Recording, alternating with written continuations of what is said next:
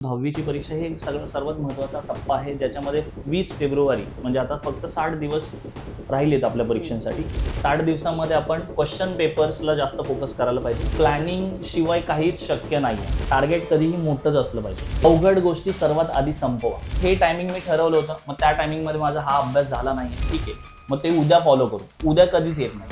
60 दिवस आपण जर कम्फर्ट झोनच्या बाहेर आलो तर 100% मी सांगतो की तुमचा रिझल्ट हा सुंदर येणार आहे. छोट्याशा घरामध्ये पण अभ्यासाची एक फिक्स जागा बनवली पाहिजे की confident guy is always better than talented guy. नमस्कार, मी भाग्यश्री पुन्हा एकदा तुमचं स्वागत करते स्मार्ट मराठीमध्ये.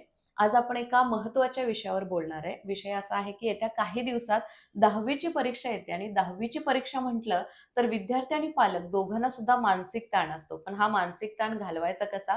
अगदी शेवटच्या काही दिवसात चांगल्या पद्धतीने अभ्यास करून चांगले मार्क्स कसे मिळवता येतात याबद्दल योग्य माहिती आणि योग्य मार्गदर्शन आपल्याला मिळत नाही. पण त्यासाठीच प्रोफेसर प्रफुल्ल देशमाने आणि अचिव्हर्स टेक्निकलचे डायरेक्टर आज माझ्यासोबत आहेत. सर, स्वागत आहे तुमचं स्मार्ट मराठीमध्ये. नमस्कार. थोडक्यात तुमच्या सुरुवातीला परिचय करून दिला तर खूप छान होईल. माझं नाव प्रफुल्ल देशमाने, मी डायरेक्टर आहे अचिव्हर्स टेक्निकल अकॅडमी. मी कलारंभ फाउंडेशन नावाची ट्रस्टही चालवतो आणि गेल्या 15 वर्षापासून मी करिअर कन्सल्टंट म्हणून काम करतोय. निश्चितच सर, म्हणजे गेल्या 15 वर्षाचा अनुभव आपण या मुलाखतीमधून पाहूच आणि प्रेक्षक आणि विद्यार्थ्यांना सुद्धा याचा फायदा नक्कीच होईल. माझा पहिलाच प्रश्न असा आहे की 10वी म्हटलं तर विद्यार्थ्यांच्या आयुष्याला एक वेगळं वळण मिळतं. पण ही परीक्षा जी असते याची भीती विद्यार्थ्यांना सुद्धा असते आणि पालकांना सुद्धा असते, म्हणजे मानसिक ताण सुद्धा असतो. हा दूर कसा करायचा आणि ही भीती कशी घालवायची? परीक्षेची भीती प्रत्येक विद्यार्थ्याला आहे. 10वी ची परीक्षा म्हटल्यानंतर आपल्या लाईफमधली सर्वात महत्त्वाची परीक्षा अशी मानली जाते. हा भ्रम पहिल्यापासून आपल्या माइंडमध्ये पालकांनीच भरलेला असतो. आणि 10वी ची परीक्षा नंतरही बऱ्याच अवघड परीक्षा आपण देणार असतो. परंतु 10वी ची परीक्षा हे सर्वात महत्त्वाचा टप्पा आहे, ज्याच्यामध्ये 20 फेब्रुवारी म्हणजे आता फक्त 60 दिवस राहिलेत आपल्या परीक्षेसाठी. तर ती जी भीती घालवण्यासाठी सर्वात इम्पॉर्टंट ते म्हणजे आपण एक माइंडसेट बनवलं पाहिजे. सो माइंडसेट ही खूप इम्पॉर्टंट संकल्पना आहे. जर आपण आपल्या माइंडमध्ये आपले मार्क्स ठरवले, फॉर एक्झाम्पल की 50% विद्यार्थ्यांनीही किंवा 90% विद्यार्थ्यांनी कोणीही हे ठरवू शकतं. फॉर एक्झाम्पल आपण जर 60% विद्यार्थ्यांनी ठरवलं की मला 90% मार्क्स मिळवायचे, तर कोणतीही गोष्ट ह्या जगामध्ये 2 वेळा बनते. फॉर एक्झाम्पल जर समजा आता हे पॅड आहे किंवा हे घड्याळ आहे, हे सर्व 2 वेळा बनले. तर आपल्या माइंडमध्ये जर आपलं फ्युचर प्लॅन केलं नाही तर रिअलमध्ये ते येणार नाही. 2 वेळा म्हणजे कसं की घड्याळ जर 2 वेळा बनलं तर आधी त्याचं डिझाइन काय होणार आहे, कसं असणार आहे, तसंच आपला रिझल्ट कसा दिसणार आहे, हे जर आपल्या माइंडमध्ये आपण आधीच सेट नाही केलं तर आपला माइंडसेट बनणारच नाही. आणि राहिलेल्या 60 दिवसात हे खूप जास्त महत्वाचं आहे. वर्षभर माइंडसेट मेंटेन करणं इज व्हेरी डिफिकल्ट. बट शेवटी आपण ह्या 60 दिवसात जर आपण याची प्रॅक्टिस केली तर नक्कीच त्याचा परिणाम दिसून येऊ शकतो. तर सुरुवातीला आपण माइंडसेटवर वर्क करणं गरजेचं आहे आणि आपलं एक टार्गेट फिक्स करणं गरजेचं आहे आणि मग आपण त्या रिझल्ट्स पर्यंत नक्कीच पोहोचू शकतो. पालकांचा मानसिक ताण वेगळाच असतो. पालकांविषयी काय सांगाल? म्हणजे हे विद्यार्थी ठरवू शकतात, की बाबा मला इतके-इतके मार्क्स हवेत. म्हणजे ते कसे मिळवायचे, काय प्लॅनिंग आहे ते पुढे बघूच. पण पालक सुद्धा या प्रश्नावर अडतात. त्यांच्यासाठी काय सांगाल? सर्वात प्रथम तर पालकांनी विद्यार्थ्यांना जास्त प्रेशराईज नाही केलं पाहिजे. त्यांनी ठरवलं पाहिजे की विद्यार्थ्याचे हे शेवटचे महत्त्वाचे 60 दिवस आहेत, तर त्याच्या पाठीशी खंबीरपणे उभं राहणं हा सर्वात महत्त्वाचा विषय आहे. खंबीरपणे उभं राहणं म्हणजे फक्त त्याला पॉझिटिव्हिटी आणि त्याला सांगणं की येस तू करतोयस, व्हेरी गुड. अभ्यास जर तो करत नसेल तर त्याला पॉझिटिव्हली काही वर्ड्स वापरून त्याला आपण मोटिवेट करणं गरजेचं आहे. आणि सर्वात महत्त्वाचा आपला स्वामींचा सल्ला आहे, तोही दिला तरी चालेल की भिवू नकोस, मी तुझ्या पाठीशी आहे. व्हॉट एव्हर रिझल्ट कम्स, रिझल्टचं आपण नंतर बघू. पण आता हे 60 दिवस प्रोसेसवर फोकस कर, असं फक्त पालकांनी त्यांना फोकस केलं पाहिजे. या 60 दिवसात जर त्यांनी योग्य रणनीती वापरली तर मला वाटते चांगले मार्क्स त्यांना मिळू शकतात. ही कशा पद्धतीने असली पाहिजे? रणनीती म्हणजे मेन फोकस आपण इंग्लिशमध्ये बोलतो प्लॅनिंग. ओके. सो प्लॅनिंग शिवाय काहीच शक्य नाहीये. फक्त माइंडसेट बनवलं मी सांगितलं म्हणून त्यानुसार होणार नाही. ऑब्व्हियसली त्याला एक प्रोसेस आहे. पहिलं माइंडसेट खूप इम्पॉर्टंट आहे. त्याच्यानंतर येतं प्लॅनिंग. तर प्लॅनिंगच्या बाबतीत आपण डिस्कस करू की फॉर एक्झाम्पल आपण जेवणाचं ताट ठेवतो आपल्यासमोर, तर आपण सगळं एकत्र खायला जातो, तिथे प्रॉब्लेम होतो. तर आपला सगळ्यात महत्त्वाचा प्रश्न असा आहे की आपण प्लॅनिंग केलं पाहिजे की आता आपण काय अभ्यास करणार आहे. आता प्लॅनिंग म्हटलं की विद्यार्थ्यांच्या डोक्यामध्ये येतं की मग मी दिवसभराचा एक टाइम टेबल बनवतो किंवा तो टाइम टेबल मी फॉलो करण्याचा प्रयत्न करतो आणि बऱ्यापैकी आपण जर विचार केला तर मोठ्या मोठ्या हस्तींचं पण टाइम टेबल फॉलो होत नाही. मग टाइम टेबल बनवायचं का? मग टाइम टेबल तुम्ही बनवायचा प्रयत्न करा, प्लॅनिंग करण्याचा प्रयत्न करा, प्लॅनिंग चॅप्टर वाईज करायचा प्रयत्न करा. आपण पूर्ण पुस्तकाचं प्लॅनिंग एकाच दिवसात किंवा सर्व विषयांचं प्लॅनिंग एका दिवसात होत नाही. त्याला मायक्रो लेवलमध्ये डिवाइड करण्याचा प्रयत्न करा. एक चॅप्टर आहे, त्या चॅप्टरमध्ये किती महत्वाचे प्रश्न आहेत, किती रिपीटेड क्वेश्चन झालेले आहेत, 4 मार्कचे क्वेश्चन्स किती आहेत, 1 मार्कचे क्वेश्चन्स किती आहेत, 2 मार्क्सचे क्वेश्चन्स किती, असे लिस्ट आउट करा. त्याच्यामध्ये रिपीट क्वेश्चन्सला मार्किंग करा आणि सर्वात प्रथम ते कम्प्लीट करा. म्हणजे तुमचं प्लॅनिंग प्रॉपर असेल तर एखादा चॅप्टर आपण 2 तासातही संपवू शकतो. फॉर एक्झाम्पल समजा आपल्याला सायन्सचा अभ्यास करायचा, तर सायन्सचा अभ्यास आपण 2 तासामध्ये कसा कम्प्लीट करू शकतो? सायन्सचा एखादा चॅप्टर आपण घेतला तर चॅप्टरला 2 तासाचा जर आपल्याला अभ्यास करायचा आहे तर अर्धा तास तुम्ही किंवा 15 मिनिटं तरी तुम्ही प्लॅन करा की हा चॅप्टर मी संपवणार कसा, जसं आपण जेवणाचा प्लॅन करतो सेम त्यानुसार. सर, आता जे तुम्ही सांगितलात यामध्ये वेगवेगळे विषय असतात, तर जे प्लॅनिंग करतो किंवा टाइम टेबल करतो तर आवडीच्या विषयापासून सुरुवात करावी की नावडीच्या विषयापासून करावी, काय सांगाल? मी एक बुक वाचलं होतं, ईट दॅट फ्रॉग. मग त्याच्यामध्ये सर्वात इम्पॉर्टंट असं सांगितलं होतं, जो सल्ला होता त्या पुस्तकाचा मोटो, की अवघड गोष्टी सर्वात आधी संपवा, म्हणजे तुमचा प्रेशर सर्वात जास्त जो आहे तो संपून जाईल. सो ईट दॅट फ्रॉगचं जे टायटल आहे त्याच्यामध्ये मिनिंगच आहे की ते फ्रॉग आहे, फ्रॉग खाणं इम्पॉसिबल आहे, सगळ्यात गिळगिळीत आणि घाणेरडा प्राणी आहे. तर अवघड गोष्ट आहे ती खाणे म्हणजे सगळ्यात डिफिकल्ट आहे. पण जर ते अवघड जर सर्वात पहिलं संपवलं तर माझ्या मते तुम्हाला जास्त सोप्या पद्धतीने पुढे जाता येईल. निश्चितच, म्हणजे जे अवघड विषय वाटतात ते मुलांनी पहिल्यांदा हातात घ्यावेत. यानंतर सर, मेहनत तर मुलं घेतातच, म्हणजे प्रत्येक टाइम टेबल करून प्रत्येक विषयावाईज किंवा दिवसावाईज अभ्यास करतील. पण यानंतर स्मार्ट वर्क नावाची पण एक गोष्ट आहे की जी जर त्यांनी वापरली तर चांगल्या पद्धतीने ते अभ्यास करू शकतात. ते कसं करता येईल? 2 गोष्टी असतात, हार्डवर्क, स्मार्ट वर्क, दोन्हीही इम्पॉर्टंट आहेत, बरोबर. पण आता राहिलेल्या 60 दिवसांमध्ये आपल्याला स्मार्ट वर्कवर जास्त फोकस करावा लागेल. स्मार्ट वर्कच्या बाबतीत आपण जर अभ्यासाचं एक्झाम्पल घेतलं तर आपण क्वेश्चन पेपर्सवर जास्त फोकस करायला पाहिजे. आता डिटेल अभ्यास करायला एवढा वेळ नाहीये आपल्याकडे, बरोबर. 60 दिवसही पुरेसेच आहेत. 10वीचा जर अभ्यास बघायला गेला आपलं तर जास्त एवढा डिफिकल्ट अभ्यास नाहीये. परंतु 60 दिवसामध्ये आपण क्वेश्चन पेपर्सला जास्त फोकस करायला पाहिजे आणि क्वेश्चन पेपरमधून कोणत्या चॅप्टर्सना जास्त वेटेज आहे. आता एक छोटंसं एक्झाम्पल आपण घेऊ. मॅथ्स विषयामध्ये बॉक्स म्हणजे for example fill in the ब्लँक्सचे पण क्वेश्चन्स येतात जे 7 मार्कचे आहेत, बरोबर. आणि एमसीक्यू 4 मार्क्ससाठी येतात. क्वेश्चन नंबर 3A जो येतो तो 8 मार्क्सचा क्वेश्चन आहे, त्याच्यामध्ये 4 मार्क्सचे क्वेश्चन आहेत. जर 7 क्वेश्चन पेपरचे हे 3 क्वेश्चन म्हणजे fill in the blanks, MCQ आणि 4 मार्क्स, हे जर आपण 7 क्वेश्चन पेपर टू 8 क्वेश्चन पेपरचे जरी केले तरी आपले हे मार्क्स 100% सिक्युअर होऊ शकतात. सो क्वेश्चन पेपरला थोडं प्लॅन करा म्हणजे स्मार्ट वर्क आपला होऊ शकतं. स्मार्ट वर्क जर आपण आता मुद्दा हा लक्षात घेतला, जसं पहिल्यांदा तुम्ही म्हटलात टाइम टेबल बद्दल, तर काहींच्याकडून खरंच टाइम टेबल फॉलो होत नाही. पण ते फॉलो होण्यासाठी बेसिक टिप्स आहेत का की जे विद्यार्थी ते फॉलो करून व्यवस्थित टाइम टेबल पाळू शकतात? जसं मी सुरुवातीला सांगितलं की टाइम टेबल कोणाचं जास्त करून फॉलो होत नाही, परंतु टाइम टेबल बनवणं आवश्यक आहे. त्याच्यातलं 70-30% जरी फॉलो झालं, व्हॉट एव्हर, तुम्ही प्लॅन तर करा सुरुवातीला, बरोबर. आता टाइम टेबल फॉलो होण्याचं एक उत्तम उदाहरण आपण घेऊया. फॉर एक्झाम्पल एखादा विद्यार्थी आहे, त्याने टाइम टेबल बनवलं की मी सकाळी 10 ते 12 मॅथ्सचा अभ्यास करणार आहे, त्याच्यानंतर 12-12:30 वाजता माझा लंच आहे, 12:30 नंतर माझा पुढचा विषयाचा किंवा थोडा वेळ ब्रेक मी घेणार आहे, नंतर मी पुढच्या विषयाचा 2 तासाचा प्लॅन अभ्यासाचा केलेला आहे. एक रफ एक्झाम्पल घेतलं. परंतु तो नेमका टाइम टेबल बनवलं त्याने, दुसऱ्या दिवशी तो टाइम टेबल इम्प्लिमेंटेशनसाठी बसला आणि 10 वाजता जसा तो अभ्यासाला बसलेला असताना त्याचा खास मित्र दारात येतो आणि म्हणतो की चल आपण जरासं इम्पॉर्टंट काम आहे, हा मित्र आहे तर त्याला जाणं गरजेचं आहे. आणि तो जातो आणि रिटर्न येताना तो 1:30 वाजता येतो. पण टाइम टेबल मध्ये त्याने 12:30 वाजता लंच लिहिला होता. आल्यानंतर सर्वप्रथम तो काय करतो, तो अभ्यास 10 ते 12चा तो मिस झालेलाच आहे, परंतु आल्यानंतर भले 1:30 वाजता अभ्यास जरी लिहिला असला तरी तो 12:30 वाजता लंच जो ठरवला होता ते टाइम मिस झालेला असतानाही तो आल्यानंतर लंच करणार आहे, कारण नीड आहे ती शरीराची, बरोबर. सो टाइम टेबल फॉलो करताना तुम्ही अभ्यासाला जर तुम्ही तुमच्या नीड बनवलं, गरज बनवलं, आणि येणाऱ्या 60 दिवस बनवावंच लागेल, दुसरा पर्याय नाही आपल्याकडे, बरोबर. सो जर तुम्ही गरज बनवलं तर आज जर ते 2 तास मिस झाले तर आज झोपण्याआधी ते कसेही कंप्लीट करायचे तुम्हाला ते 2 तासाच्या अभ्यासाचे. सो तुमचं टाइम टेबल फॉलो होणार आहे. मुलांना काय वाटतं की हे टायमिंग मी ठरवलं होतं, मग त्या टायमिंग मध्ये माझा हा अभ्यास झाला नाहीये, ठीक आहे, मग ते उद्या फॉलो करू. उद्या कधीच येत नाही. तुम्हाला आज जे 2 तासाचं मिस झालंय ते तुम्ही आजच्या दिवसात कधीही कंप्लीट करा. झालं, मग टाइम टेबल फॉलो झालं. आपण म्हणतो की ह्या टायमिंग नुसारच झालं पाहिजे, असं नाही. निश्चितच सर. यानंतर एक महत्वाचा प्रश्न असा की पालकांचा दबाव असतो, आपण म्हणतो की प्रेशराईज करतात की इतके मार्क्स आलेच पाहिजेत, किंवा तुलना सुद्धा केली जाते की शेजारचं कोण असेल किंवा आपल्या पाहुण्यांच्यात कोणी असेल तर त्यांच्याशी.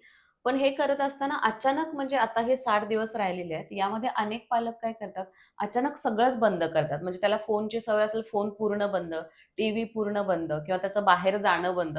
या सगळ्या गोष्टी म्हणजे ज्या फक्त बंद करून फक्त अभ्यास 24 तास करायला बसवतात, किंवा सकाळी एकदमच लवकर उठवतात, जी त्याची आत्तापर्यंतची सवय कधीच नव्हती. म्हणजे अगदी पहिलीपासून आत्तापर्यंत कधीच नव्हती, आणि या फक्त 60 दिवसात आपल्या मुलाला पूर्ण वेगळ्या पद्धतीने बदलवतात. याबद्दल तुमचं काय म्हणणं आहे? आता इथे सर्वात इम्पॉर्टंट विषय आहे तो बदल, हं, बरोबर ना, चेंज. आता 60 दिवसात स्वतःला बदलणं, 60 दिवसासाठी स्वतःला बदलणं, बदल. त्यापेक्षा चांगल्या सवयी लावणं गरजेचं आहे. पण बदल हा निश्चित गरजेचा असतो काळानुसार. जसं आता एआयचं युग आहे, तर आपल्याला स्मार्ट असणं गरजेचं आहे. मुलांकडे मोबाईल असेल तर त्या मोबाईलचा योग्य वापर फक्त मुलं करतात का याच्यावर पालकांनी थोडंसं लक्ष ठेवणं गरजेचं आहे, जे अवघड आहे परंतु शक्य आहे. हं. बरोबर. सो बदलच्या बाबतीत आपण थोडंसं बघूया. चेंज गरजेचा आहे आणि तो अवघडही असतो, सोपा नाही. फॉर एक्झाम्पल, आपण एखाद्या फंक्शनला जातो तेव्हा आपण सदरा कुर्ता घालतो, तर त्या दिवशी आपल्याला खूप सुंदर दिसायचं असतं म्हणून आपण ते घालतो. परंतु ते परिधान केल्यानंतर संध्याकाळी जेव्हा आपण घरी येतो तेव्हा आपल्याला ते नकोसं वाटतं. सो त्या एका दिवसासाठी आपण घातलेला तो सदरा पण लोकांना चांगला दिसण्यासाठी, बरोबर, जसा आपला रिझल्ट पण चांगला दिसण्यासाठी आपल्याला तो बदल तात्पुरत्या साठी करावाच लागेल. आणि चेंज मेक्स अस अनकम्फर्टेबल. जसं सदरा घातल्यानंतर अनकम्फर्टेबल वाटतं आपल्याला. सो चेंज पण अनकम्फर्टेबल आपल्याला बनवणार आहे. पण 60 दिवस आपण जर कम्फर्ट झोनच्या बाहेर आलो तर 100% मी सांगतो की तुमचा रिझल्ट हा सुंदर येणार आहे. जसं तुम्ही लग्नात सुंदर दिसत होते. निश्चितच. यानंतर सर, काही गोष्टी लहानपणीच मुलं ठरवतात. काहींची स्वप्न पूर्ण होतात, काहींची होत नाहीत. पण 10वी हा काळ असा असतो की प्रत्येकाला वाटतं, जर मला चांगले मार्क्स मिळाले तर मला चांगलं कॉलेज मिळेल.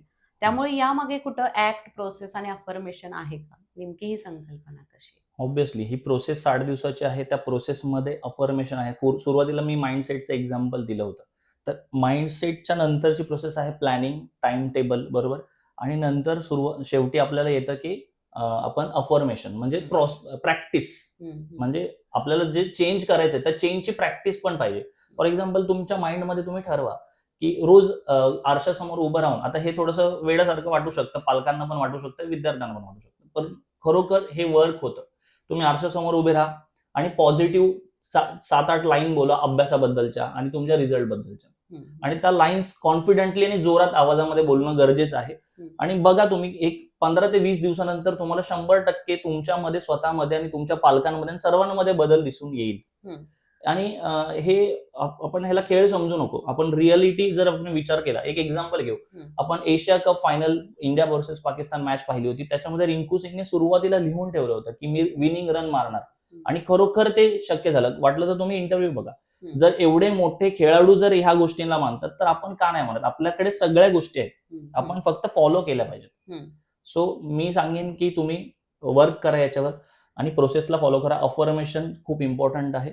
काही अफर्मेशन्स आहेत, वाटलं तर आपण ते शेअर करू आपल्या डिस्क्रिप्शनमध्ये.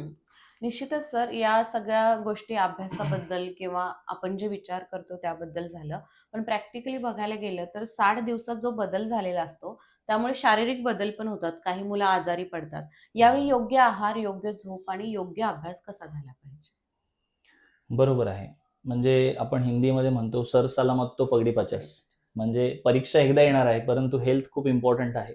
आणि आपण दिवसभर, काही विद्यार्थी असे असतात की शेवटी एवढा जास्त ताण घेतात किंवा क्लासेसवाले असतील किंवा स्कूलमध्ये दिवस रात्र अभ्यास करण्याचा प्लॅन करतात, आणि त्यामुळे काय होतं की ते स्पून फिडिंगची सवय लागते त्यांना.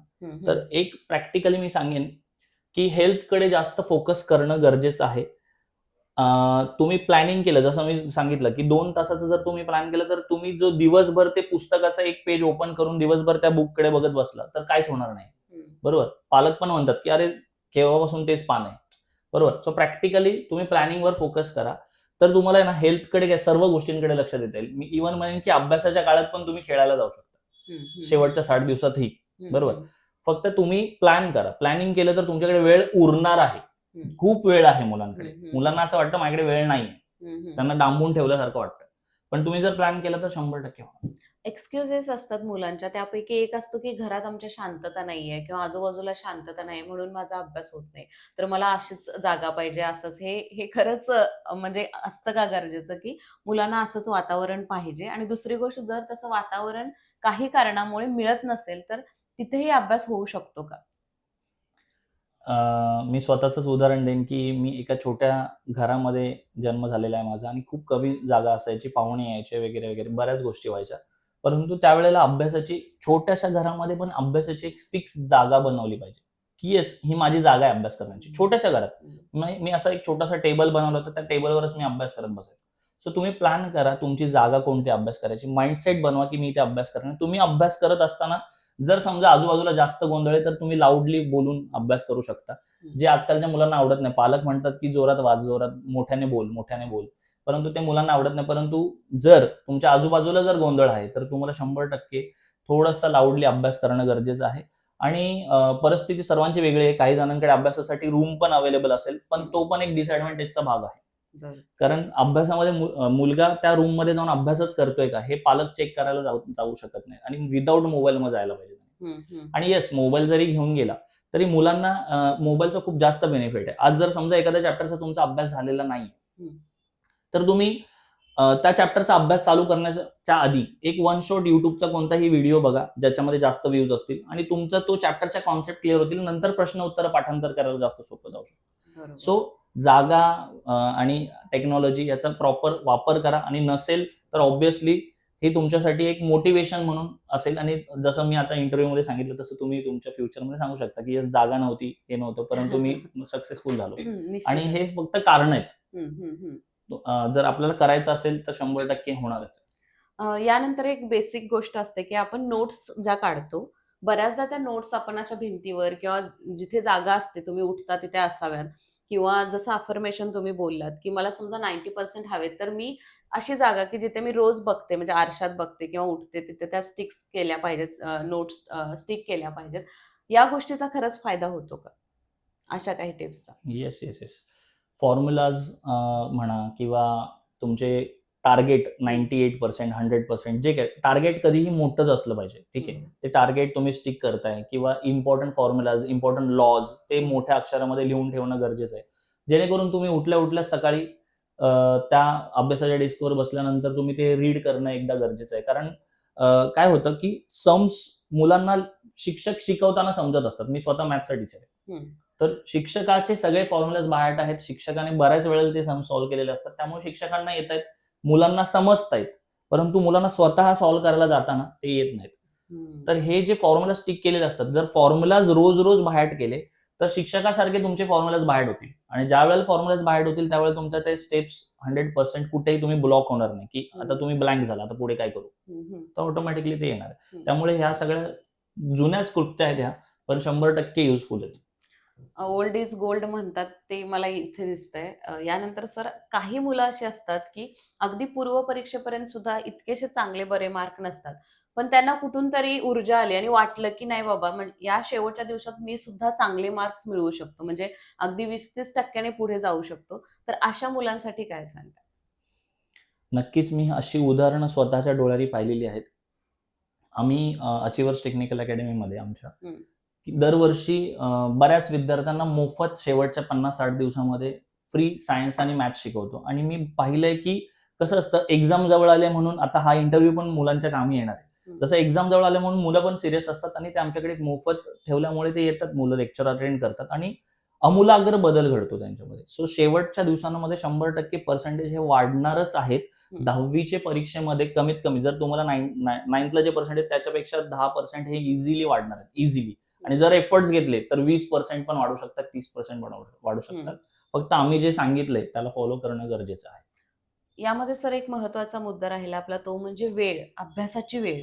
काही जण सकाळी लवकर उठून अभ्यास करतात, तर काही जण रात्री उशिरापर्यंत.